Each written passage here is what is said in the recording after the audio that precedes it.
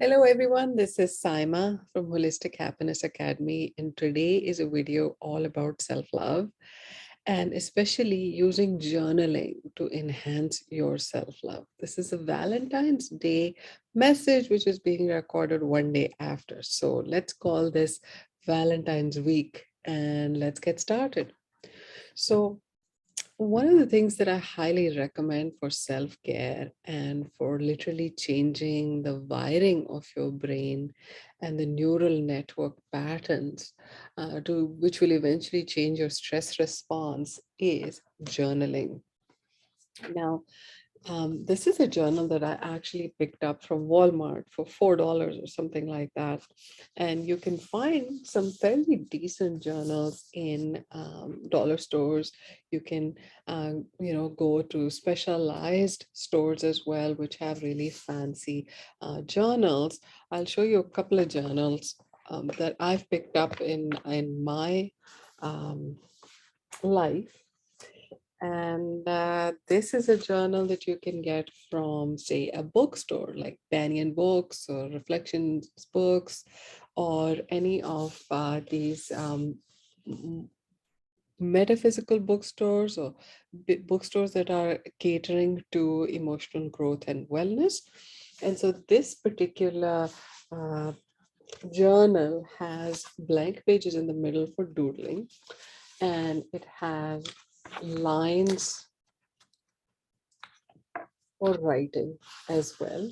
And it has these square check boxes as well. And it has, as you can just try to show you the lines, I've used them all up. So some lines here. And this is one of my personal journals. A lot of people ask me, what do I do to remain emotionally calm and together? Well, the first of all, I think the one thing I don't do is emotionally neglect myself. So that's super, super important for me to be present to myself and how I'm really feeling and honoring my feelings. That is something that I do on a daily basis. And that's something that's part of my life and how I live. So, journaling is a big part of the way I keep myself together. Now, here's another sample journal that I also got from Walmart the other day.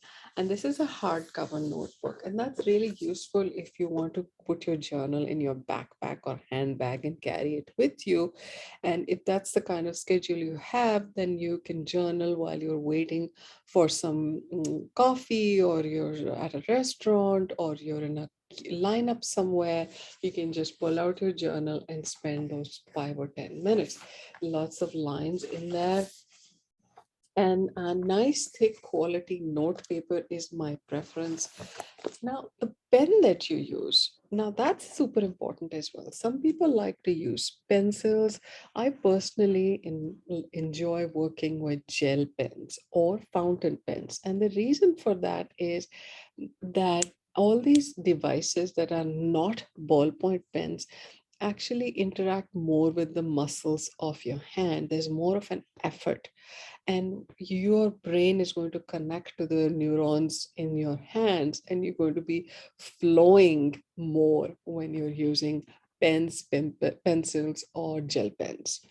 I don't like to use ballpoint pens because they don't um, how do I put it? They're too easy, basically. It doesn't really help you tone up the muscles of your hand. Now, why can't you just use a PDF on your computer? Like if you have an iPad, you can get journal apps out there. I think I've used one called Journal One, and it's got prompts and it's got these daily pages, and you can actually type into it if you're on an iPad, or any other tablet, I think. And you can also write on it with the Apple Pencil if you're using a pencil or some other kind of pencil.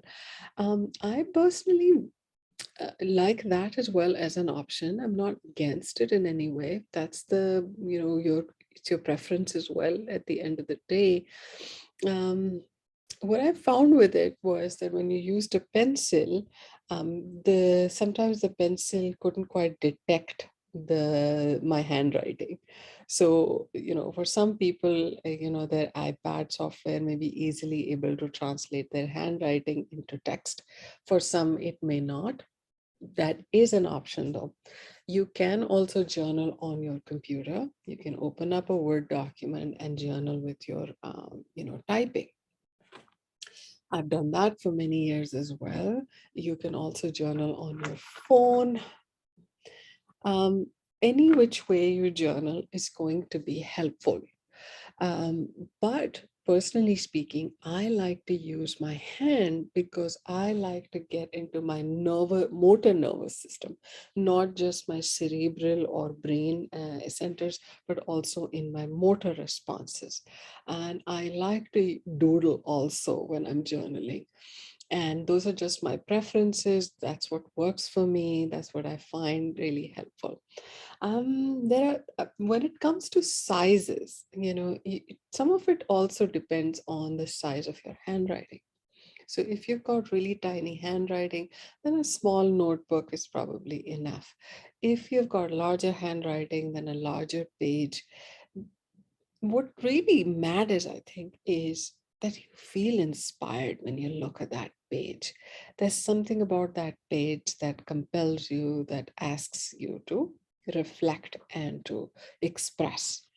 And so I think it's important to build a personal connection with your journal and not just to pick up any old notebook from the dollar store. I mean, you could do that, there's no harm in doing that, but try to personalize it in some way.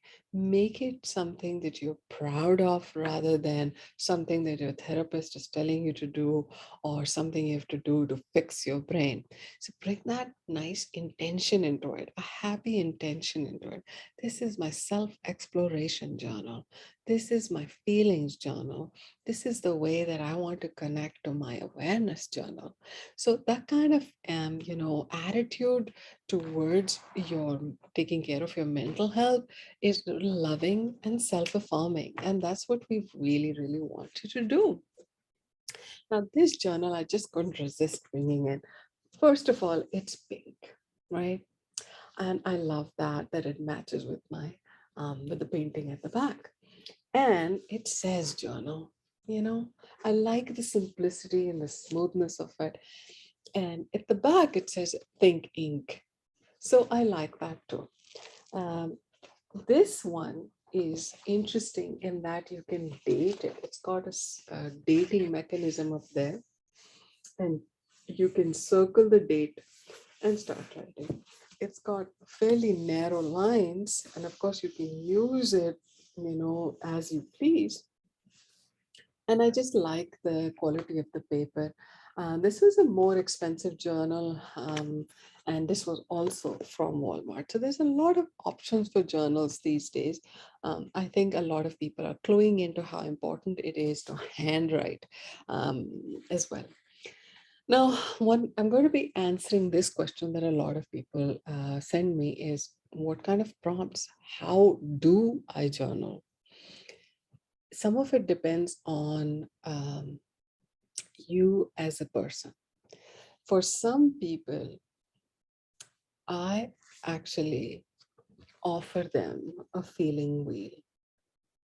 And this is a great way to actually start journaling, is to print off a feeling wheel and put it on your wall or carry it inside your notebook, your journal, and take it out. And before you begin journaling, take a few deep breaths to stabilize and calm your mind. And then pick your color, so the color you're feeling today, or pick a word in there for how you're feeling today. This is actually a really helpful and fast way to start processing and start stimulating the processing in your brain. So today, for example, I felt respected. That was my word for how I was actually feeling. And just naming that feeling and looking at the color of that feeling can be quite wonderful in shifting your awareness to a more relaxed state. Just the act of naming your feeling, naming the color is calming. Um, so this is one beautiful way, wonderful way. It's very effective. It's very proper. It's something that a lot of therapists would actually suggest as well, especially if you have trouble identifying your feeling. If being in a feeling and emotional state is something you're not that familiar with, and who is, unless they've done years and years of self work and therapy, even then, sometimes we can be disconnected from ourselves. We may not be very self aware about our reactions or how we may or what are feeling. So, having a feeling wheel is actually wonderful for anyone at any stage of their life or any previous experience in processing. But here's something that I actually really enjoyed doing for many, many years, and which is to use my journal time to connect with myself using crystals and rocks. So here is a tiny selenite bowl, and it's got this golden, warm golden crystal called a golden calcite. Golden calcite is very gentle in its energy. For people who are sensitive to crystal energy, you'll know what I'm talking about. It's a very soft, enveloping, like sunlight. So if you're that imaginative person and you want to make this a imaginative, creative experience for yourself, which will actually be stimulating certain brain centers in your brain that actually don't get much of a workout, and these are the brain centers that are closest to our sense of calm. They're the ones, the pituitary gland is here, so the serotonin response is here. So you want to get a little more advanced in your work, by all means, get yourself a rock. I use a little selenite bowl, and I place the rock in here because it just looks so cute, doesn't it? Just looks like a bowl of sunshine. You can use yellow rocks if that's how you feel. You can use any color rocks, whatever you're drawn to. And you can make this about connecting to yourself. So for me, my intention was to connect with some sunshine, connect with my solar plexus. Now, for those of you who are really interested in enhancing your spiritual energy, and I know some of you are there, so please post over there if you want to do that. And what the yogis say is that the solar plexus is where you're holding your yogic sense of self. And that chakra needs to be nurtured. It needs to be a bright golden yellow. When you connect to your body centers there, we actually have a lot of neurons in the stomach area. So your golden chakra is something that needs to be always looked at, replenished, so that your sense of energetic boundaries with people are strong, and you're neither taking on nor giving out energy that does not belong to you, or you have that sense of self that's always intact. And you'll know what I mean when you work on the solar plexus chakra, which that if that interests you, what I think about that, please post in the comments below, and I'd be happy to share my own experiences. Just know that these are alternative and holistic ways of looking at the human consciousness. They are imaginative, they are very intuitive, and if that's not how you generally see the world, they may seem a little overwhelming. So choose the method that feels most right for you, most natural for you, what you're comfortable with. It never should be about doing it right or proving a point, because we can get quite lost in that, and that can come from a place of ego rather than self-love. And this video is about learning to love yourself the way you are. And there's something very beautiful about it, because it'll bring up your authentic, natural light, which is so compelling and which is so wonderful to see in other people. as well. When you look around, you see somebody you're very inspired by or you really like, you notice some characteristics about them.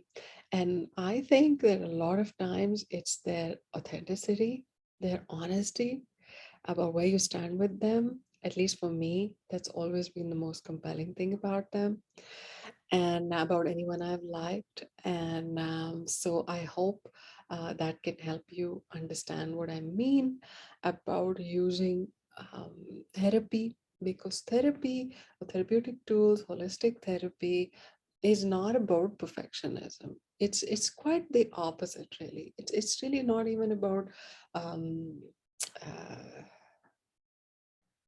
fixing yourself. It's not about any of those things. It's about alignment with who you really are, your true spirit, your true nature.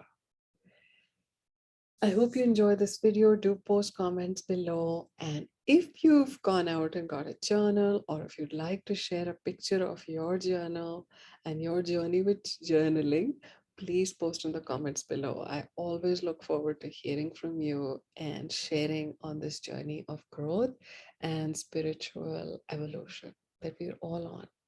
Thank you so much. Bye now.